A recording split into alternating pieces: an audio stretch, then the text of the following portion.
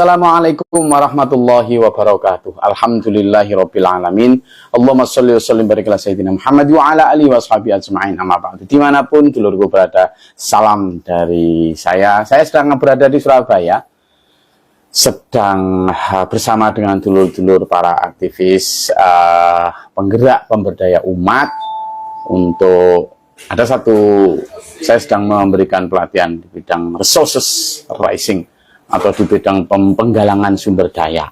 Nah, yang ingin saya ceritakan adalah sedikit proses dari pelatihan ini. Pelatihan ini selama 2 hari, yang memang saya mendesain pelatihan ini untuk mengembangkan wawasan agar dulur-dulur semuanya, siapapun itu berpikir out of box, berpikir di luar kotak yang selama ini mungkin dipahami bahwa jika biasanya nih ya, memulai kegiatan itu mana dananya gitu. Kalau bikin apa-apa, mana dananya? Selalu berpikir fun minded. Apakah tidak penting? Penting. Cuma, tadi saya juga berdiskusi dengan para peserta. Saya coba usulkan sebuah pertanyaan.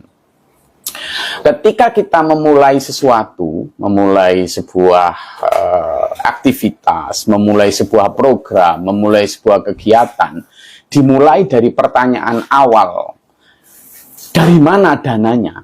Ada beberapa hal yang berbahaya, dulur. Pertama, itu bisa memangkas ide kreatif. Orang belum apa-apa sudah diputas dengan mana dananya. Apakah tidak penting? Itu nanti kita bicarakan. Jelas penting dong dana. Tetapi ketika itu ditanyakan di awal, orang kemudian seringkali hilang ide-ide kreatifnya karena dipenuhi oleh ketakutan itu. Yang kedua, bahayanya adalah kemudian orang hanya menghargai orang-orang yang berduit dalam tanda kutip yang pemegang dana. Sementara orang-orang yang sebenarnya punya ide-ide yang jauh lebih mahal daripada sekedar dana, kadang dianggap remeh, bahkan dianggap tidak punya hak bersuara. Yang ketiga bahayanya, kalau kita hanya fun-minded atau hanya berpikir mana dananya, seringkali kita kemudian terbiasa menjadi tangan di bawah, tidak pernah berpikir bagaimana menjadi tangan di atas. Keempat, bahaya yang selanjutnya adalah ketika sudah kita sering menjadi tangan di bawah dan nggak berpikir bagaimana tangan di atas, kita itu kemudian menjadi orang-orang yang kehilangan dignity, kehilangan marwah, kehilangan martabat. Karena apa? Seringkali kemudian kita menjadi orang-orang yang rela kehilangan prinsip demi agar mendapatkan fun atau dana. Lah terus bagaimana dulu? Dana tetap penting dong. Saya ingat dawuh abdi saya, Abi Muhtar, bahwa beliau selalu mengatakan sama saya bahwa kami juga para santri, Gus, dana itu ya artinya fun, boleh kita itu butuh uang, tapi jangan cinta uang. Saya memaknai dawuh abi saya, Abi Muhtar, itu kita itu tetap membutuhkan fun, kita tetap membutuhkan dana, kita tetap membutuhkan uang, tapi jangan terjebak menjadikan uang sebagai nomor satu semua pertimbangan. Jangan menjadikan uang sebagai satu-satunya apalagi pertimbangan untuk misalnya menyusun program, misalnya untuk mengabdi kepada umat, misalnya untuk melakukan satu kerja-kerja kebaikan. Nah, terus bagaimana dulu? Tadi dalam training itu saya juga memberi satu simulasi tentang, saya sebut sebagai teori, tapi bukan ANT. Kalau dalam ilmu sosial ANT itu disebut aktor neto teori, tapi ini itu semut ya.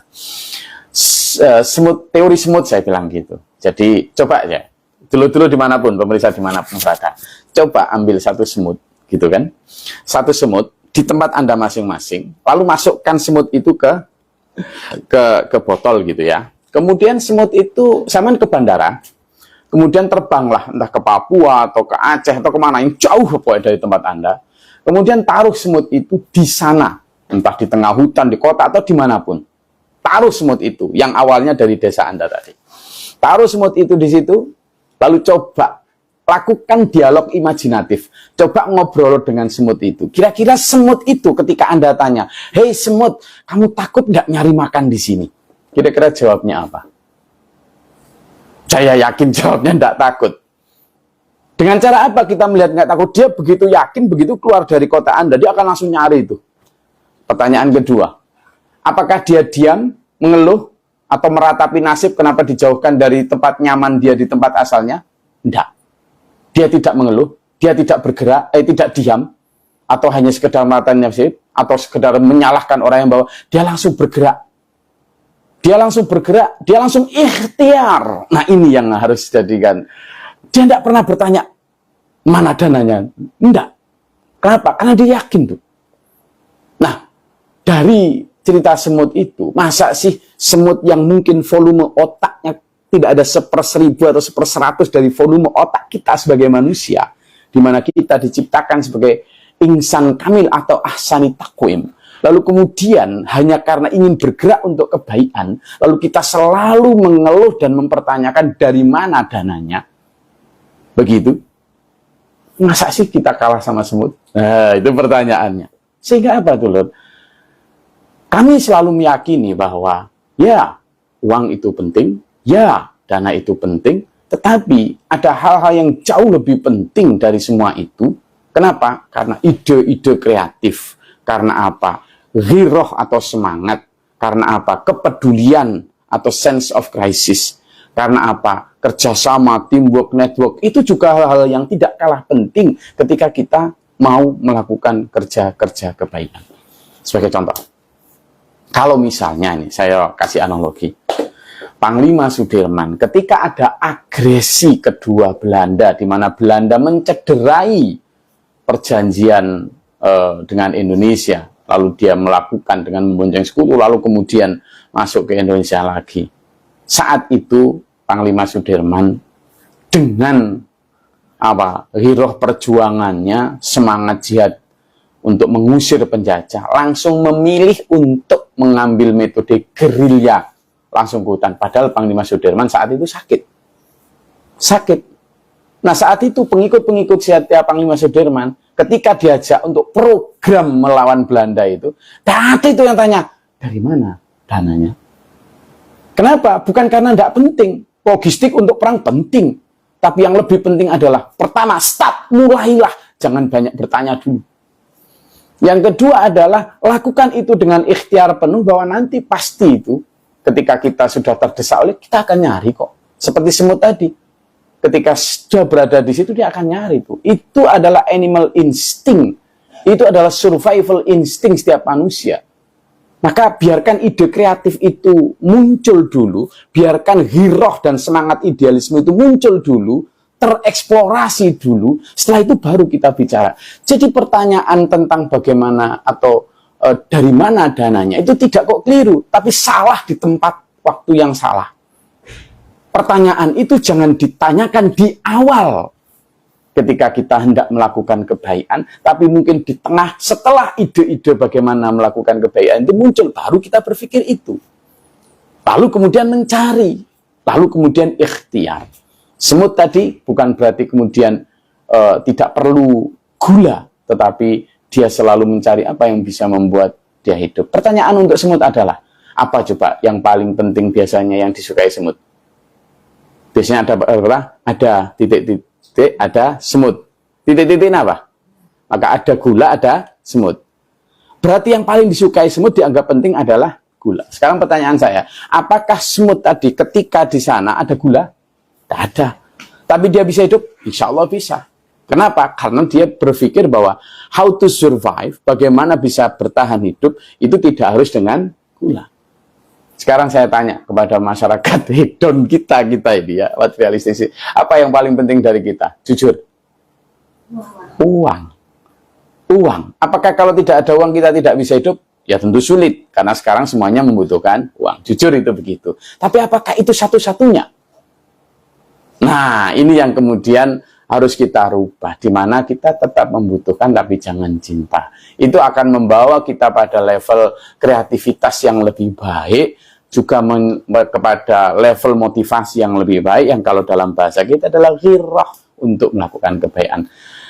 Pada dasarnya nanti terus kemudian gini dulur, ketika misalnya dalam hal zakat ya, orang bicara zakat itu kan ketika seseorang sudah mencapai nisab atau sudah mencapai kadar untuk harus melakukan zakat. Padahal tidak semua orang itu punya kemampuan untuk sampai nisab. Misalnya per tahun harus punya penghasilan misalnya 60 sekian juta misalnya, karena tiap bulan dia harus punya penghasilan di atas 5 juta atau 2 juta sekian misalnya. Nah, padahal tidak semua orang punya penghasilan itu. Nah, kalau dengan asumsi itu, maka dia akan selalu berada di tangan di bawah.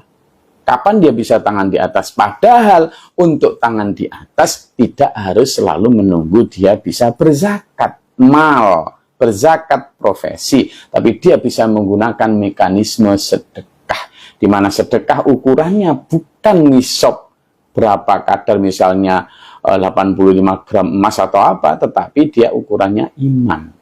Bahkan uang 1.000 pun ketika penghasilan dia hanya 40.000, itu bisa menjadi tangan di atas. Ingat sabda Nabi, al-yadul ulya khairu minal yadis sufla.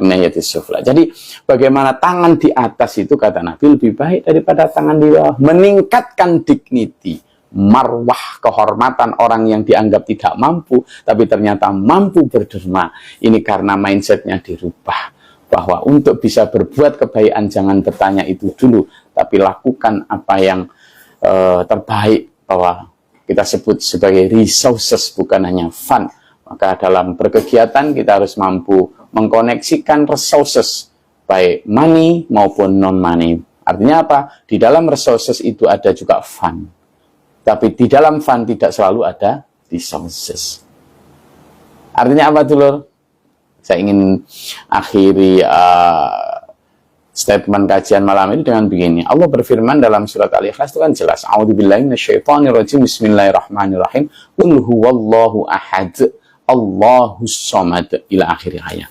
Allahus somad itu artinya Allah selalu mencukupi kebutuhan makhluknya. Secara tafsir begitu. Artinya ketika Allah dalam tanda kutip menyobek mulut kita di perut ibu untuk ini dikasih mulut, itu Allah sudah pasti menjatah rezekinya. Tentang sedikit dan banyak relatif buat orang yang dengan kebutuhan sekali belanja harus ke Singapura, maka penghasilan 50 juta tentu sedikit.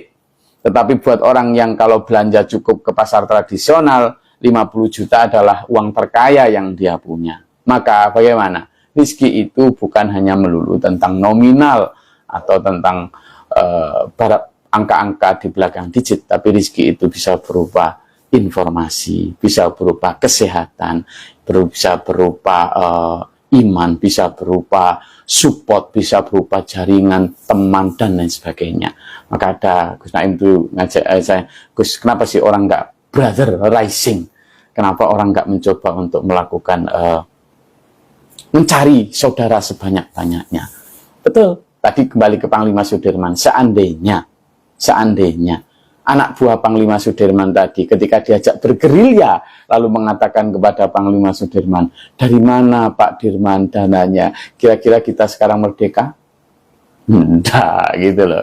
Sama dengan misalnya para dai yang dulu datang ke Indonesia, ke pulau ini untuk kemudian berdakwah dan lain sebagainya. Lalu kemudian kita, para dai itu berpikir dulu dari mana dananya, mungkin mereka nggak akan pernah sampai di sini.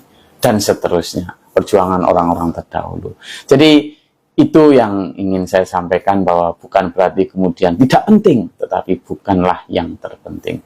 Sehingga menurut saya, ayo kita mulai merubah mindset kita supaya apa? Ada korupsi yang nggak habis-habis, ada ya ini yang lagi viral misalnya pejabat dengan ini, kita nggak usah mengolok-olok pejabatnya lah, kita nggak usah mencaci maki mereka, itu sudahlah, itu bukan persoalan dia salah atau benar. Penyakit itu bisa menular kepada siapapun termasuk kita. Jadi ketika ada fenomena seperti itu, refleksinya kepada kita. Kenapa? Karena kita masih menempatkan uang atau material itu sebagai satu-satunya hal terpenting di dalam hidup kita. Sehingga apa? Dikasih gaji sekian, masih kurang, dan sebagainya. Bukan hanya si oknum pejabat itu atau anak-anak oknum pejabat itu. Penyakit itu bisa nular kepada siapapun. Itu yang disebut hubbud dunya ala suqulli khati'atin. Bahwa cinta dunia itu adalah pangkal dari segala kesalahan atau kejahatan. Dan ini yang harus kita pangkas dari akarnya, kita cabut itu dengan hubbud dunianya itu dihilangkan dengan hanya sekedar need yang kita butuhkan saja. Dan itu yang Khawatirkan Rasulullah bahwa nanti akan ada penyakit wahan, penyakit cinta dunia dan takut mati. Dan ini yang harus kita lawan sehingga kita bisa menjadi pribadi-pribadi yang penuh semangat, penuh giroh, penuh optimisme dan produktif. Terima kasih, mudah-mudahan bermanfaat. Sampai ketemu pekan depan. Billahi taufiq wal hidayah. Assalamualaikum warahmatullahi wabarakatuh.